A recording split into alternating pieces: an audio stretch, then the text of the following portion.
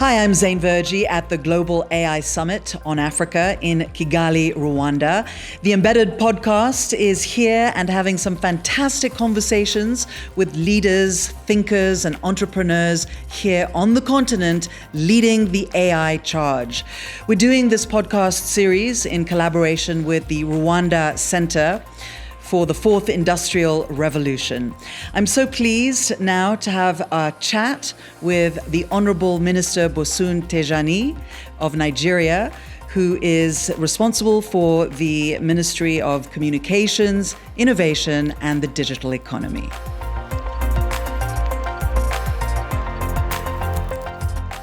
Minister Bosun Tijani, thank you so much for joining us on Embedded here in Kigali. My pleasure. Good to be here. I'd like to start with a really important question first. Will the Super Eagles qualify for the World Cup? We pray a lot in Nigeria. So this is a prayer point for us. So we think yes is the answer.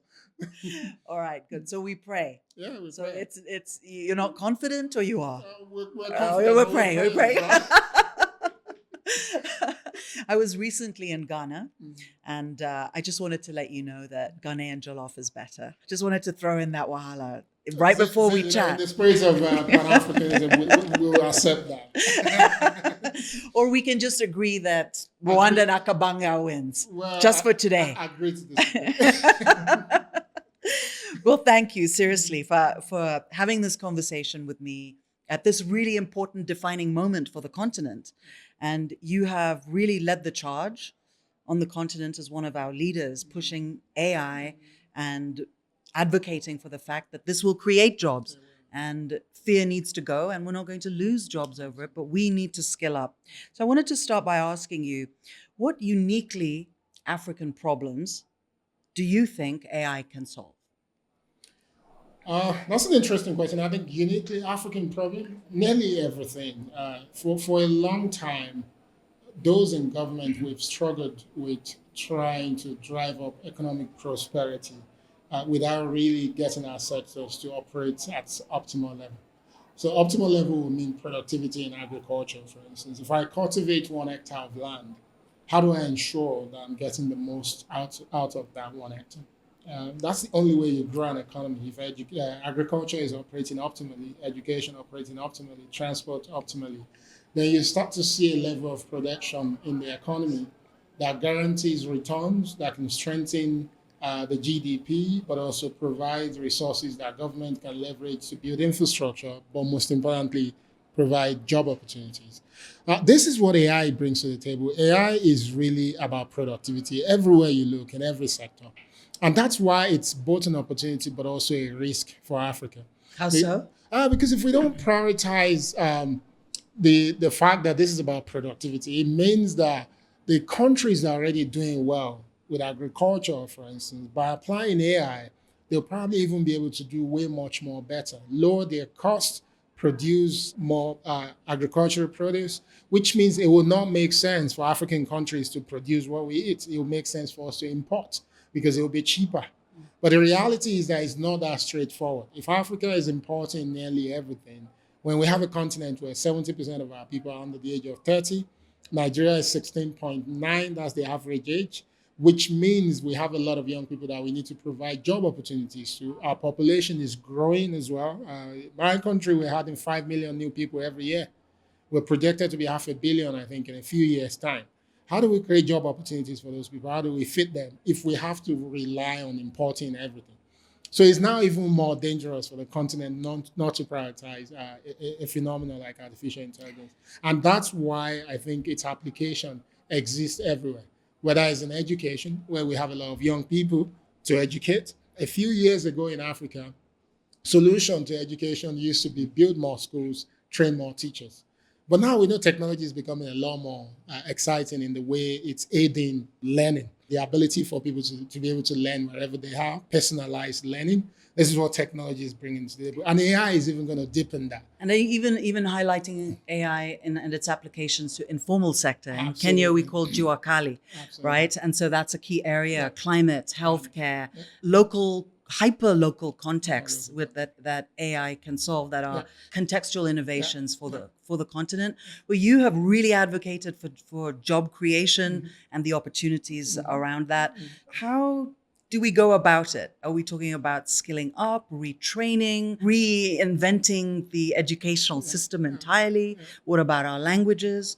How do you see the most efficient way of creating new jobs with this new ecosystem? I think the foundation is appreciating how youthful the continent is. And because we're extremely youthful, upskilling is not that difficult, because young people are digital native naturally. What we just need to create is the platforms for them to be able to access some of this knowledge. And knowledge at this time as well is now also ubiquitous. It's not like 20 years ago where you probably need to go to MIT to become an artificial. Now you could just go to YouTube. That's how I've been learning everything lately. YouTube University. Exactly. There's so much to learn there, but there are also platforms that have curated learning opportunities. But of course, we must create the infrastructure to back that. I think the first one is connectivity. We talk a lot about compute and GPUs and things like that, but the first thing we actually need to fix is connectivity. And this is what I've been saying, that Africa needs to move away from that old narrative of mobile first to investing in fiber optic network across the continent, where young people who want to build AI can access affordable computers, but actually be able to process good AI models and use their laptops for that, because mobile will not be sufficient for the kind of generation of people that we have. Then, of course, we've talked about skilling. We need to focus on skilling these people. Community spaces like innovation hubs. Now we need to think of more advanced innovation hubs where these people can go, they can find like-minded people, serendipity can happen, they can create solutions that can actually help us solve problems in society. And the last one, which I think has been talked about a lot at this event, is GPU, the processing power that we need. We should never think Africa is not rich enough to start prioritizing its own computing. And we're starting to do that and creating opportunities for people to access compute for relatively cheaper and build our products and solve our own problems. Now, with your background at CC Hub, I knew you were going to talk about hubs as the part of the future. Okay, so what is new about, how is this different? I mean, like-minded people come together, and how should we be thinking differently about how we structure them? I think spaces where infrastructure can be shared is important. I think we're at the government level, we're talking a lot about sharing infrastructure amongst nations. But there's also things like within nation where, a young entrepreneur or researcher in Africa wants to build something. Where do they go in Nairobi to be able to use proper AI tools without having to procure them, on their own? If you go to developed countries, we don't talk about this enough. But in the UK, if you're a researcher that has a good research project in any university, there's a national compute capacity that you can actually access. And that will give you the opportunity to be able to do what you want to do. We need things like that if we're going to take AI seriously. So that young entrepreneur doesn't need to buy a supercomputer to kick off. They can go into a lab somewhere, start to test out their solution, at least get it to a point where they see that this makes sense, where investors can back it up, and then start to build their own. How do you see our usage of those models right now in our innovations when it comes then to data ownership, security, and privacy? When I talk about data sovereignty, I think people are quick to box it into an idea of nations that want to be closed in the way they approach AI. But I don't think it's about being close. I think the reality is that we want a global body of artificial intelligence that can actually support all of us, something that is inclusive. We don't want a system that doesn't understand the people in Eswatini, for instance, just because it's not a big enough country to build its own large language model. Or you don't even want people as big as Nigeria for their reality not to be represented. Understanding that the AI that we're building today is thinking for people, is helping people to know what they should think about, is helping them to analyze things and to do so much more. So if the data set that are being used to develop these models, if they're not inclusive, we're going to find ourselves in trouble. And that is our problem on the continent. It's not the problem of the world. We're the ones with data sets and realities that are dark. And when I mean dark data doesn't mean anything negative. It just means they're not connected, right? So you have dark data that is not connected. It can't speak. There's still a lot of data that isn't even digitized. It's not digitized. So much of our reality is stuck in forms that cannot contribute to the development of AI. So the only way we can change that is for nations to understand what it means for them not to be captured in AI. And that can come only from sovereignty. If I use the example of Iceland, people think sovereignty. Iceland actually took their realities and gave it to OpenAI. Because they thought we're too small a nation, we don't want to be building our own language. Well, OpenAI is unethical practices in general. Well, that's a separate conversation. but at least the reality is that that's a national decision. Right. A national decision was taken. Now, ChatGPT represents the people of Iceland, despite the fact that it's a small nation. These are things that nations would need to decide. That's what we call sovereignty. Sovereignty but then OpenAI monetizes data sets. That's the advanced conversation. That's the advanced. If you're a small nation, want us to profit from our own data set. We want to make money. If you're a small nation, you may find that it's not economically viable. Because if you're Iceland, your reality, how much money can you make from it? Maybe you find out that's not. But if you're in Nigeria, and that's where it's another sovereign level issue. You have 230 million people, so many languages. We have 3 languages that are spoken by over 50 million people, each of those languages, and in multiple countries, right? So a country like Nigeria would then be asking the same question as you're asking now. Do we digitize this reality and hand it over to someone else to monetize? Then what's the future for us in it? This is why sovereignty is important, because nations can step back and say, based on my realities, based on the specific features of my nation, what decision should I take? And that decision should not be outsourced to other people. Do you think that part of the answer lies in building very small language models that are affordable, that are very local? Absolutely. Like DeepSeek, for example, Absolutely. has shown us that we don't need that kind of compute and that kind of infrastructure for us to be able to build over that, and also open source. So Swatini, to use your example, Swatini, would then be able to do that. And so we have so many opportunities to build our own data sets to our advantage. That's a fantastic development in the sense that, yes, it will now allow many nations to be able to participate. But what I like about people building their own large language model is that you also create a body of knowledge for people who actually get to participate at the foundational part of AI development. Right. And that's how you have a group of people, you have a community of practice locally who will participate, who will not just become consumers. If we're saying all these things, we don't have to participate, other people are building it, then we're just going to end up being consumers of this technology. And remember, we're the continent with the highest population of young people. We're being projected to become the workforce of the future. If they've been excluded in the development of AI, where's the work going to come from? You're listening to Embedded, which is being brought to you in partnership with Rwanda Centre for the Fourth Industrial Revolution.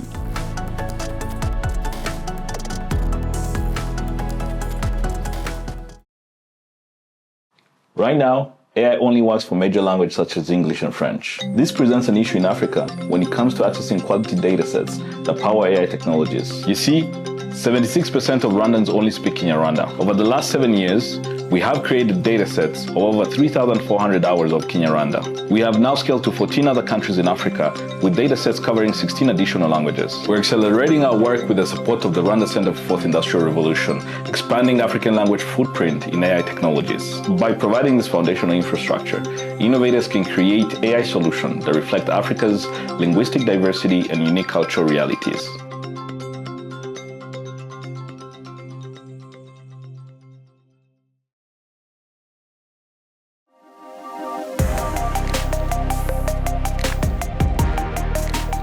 You're listening to Embedded, which is being brought to you in partnership with Rwanda Centre for the Fourth Industrial Revolution.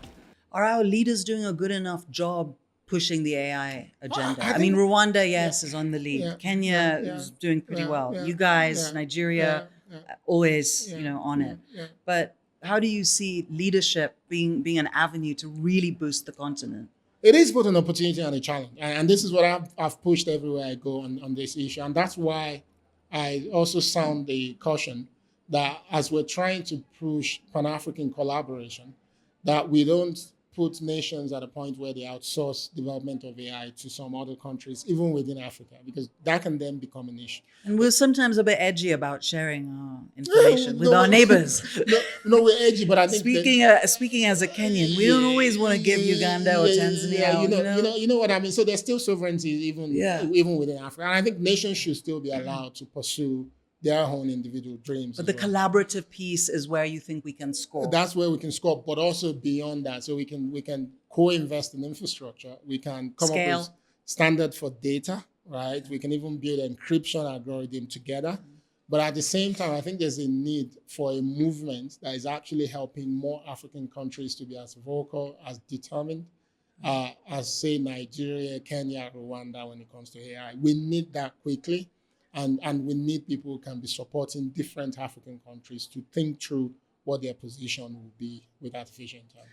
And what about the investment environment? Like, entrepreneurs need funding. We need to be seen as high potential, not high risk, and we should also be invested in by African investors. So how do you see us? We acknowledge this is the case, but how do we progress from here on in? Yeah. So I think there are two sides to that for me. The first one, which is what we're doing in Nigeria, is the Federal Executive Council has approved that we should start something called the National AI Trust. And our National AI Trust is going to be made up of 10 high-profile people in society. We're trying to pack as many Nigerian billionaires into that as possible. The idea is that they then become those who will help us. Which ones have you put in there? You know the usual suspect. The usual suspect, but we're still speaking to a lot of them. But the idea is that these people would not only be able to contribute their own resources into funding or creating a pot of funding that will help develop AI, but because of their influence, they can also ensure that government is constantly looking at what's being done and supporting it as well. That's one. The second thing when it comes to investment, which I think we need to do, is we need to provide infrastructure for younger entrepreneurs in Nigeria to actually be able to build. People don't talk about this enough. We talk about compute. If I have a good idea, if I don't have access to compute capacity, my idea can never get to the point where investors will actually consider it to be viable. And that's a product discipline. And that is about the right kind of discovery, solving for the right kind of problems, and using AI to, do the work of a PhD. But the human has to be able to manage. Well, how do we enable all those people to be able to do what you've described? If they don't have the resources. Academies. A product academy, but that has access to compute. Yes. The access to the machines that I need, the access to data sets, right? Because that's another issue as well. If you're trying to build something, but you don't have access to the right data set to help train it, then it becomes an issue. So that's where government also will need to come into place with regulations, with supporting entrepreneurs to be able to access the right reality and data sets. On regulation versus the balance, the balance with innovation, right? That's important. However, sometimes it's a bit too much about regulation, and then you kind of strangle the entrepreneur. I mean, this is so nascent. Like don't do all that wahala straight away, while important. How do you see that side of the debate? I think for us is in reimagining regulation. I think once we mention regulation, that's the reaction you get. People get triggered and they think it's about stifling. It's actually regulation that opens up the space for innovator. Like, give an example. Data regulations, for instance, data laws. The data regulations, say in Nigeria, if government puts a regulation in place that says all of our archive will now be digitized, and there will be opportunity for local companies and researchers to be able to access the data set to train model. That's a regulation. We were working in the country, for instance, where we were taking the National Archive, and the idea was we were going to digitize it. We had already all the equipment and everything. But the people managing National Archive says National Archive content can't be used for research, which sounded really odd. The idea is that your National Archive is where you learn about your history. You can leverage that to really learn more, do some research. So you need laws to change that. So I think when we're talking about AI, we've limited regulations more to regulating it. But, there's regulation that is more pro-innovation, which is opening up the space for innovation to happen. What kind of partnerships outside of the continent do you think are most helpful at this point? We want to solve our own problems and be part of building solutions and exporting some of the most incredible ideas. But global partners, what do we need from them? Transfer of skills, transfer of knowledge. What else? That's a profound question, and I hope you ask more people about it. So for me, I'm a big believer in something called the distributed innovation, which is Africa can't build its own the element of our innovation systems fast enough for us to innovate as much as we would like to see. So we must collaborate intentionally with countries and institutions that can support our development. So to answer your question directly, my biggest focus will be in research and development partnership. Because what we don't talk about is that countries like France has been investing in AI and machine learning for probably 20, 30 years before many people woke up. So it's the same with the UK. And it's the same. Mistral came up. So there's the nuances that these nations have access to.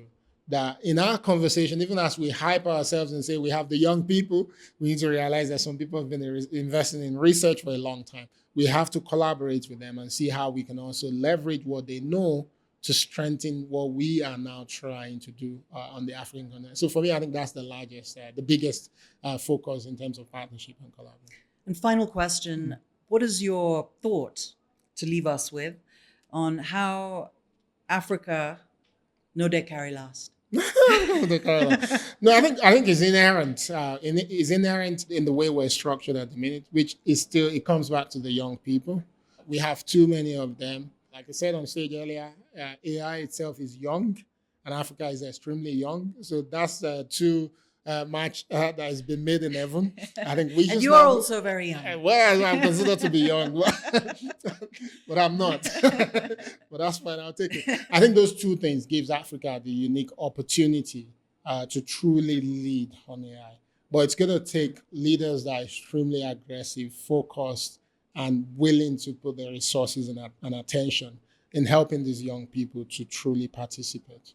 And I think I would add, the continent has so many problems to solve. That's a good thing. Problems are always good for innovation. Yes, exactly. Right. Thank you so much, Minister Bosun Tijani. Really appreciate your chat with us on Embedded. My pleasure. Thank you. Take care. Thanks so much for watching us. I'm Zain Verjee, bringing you a special series of Embedded in Kigali, Rwanda. Please follow us on Substack and follow our Embedded podcast on Spotify. Thank you so much for joining us.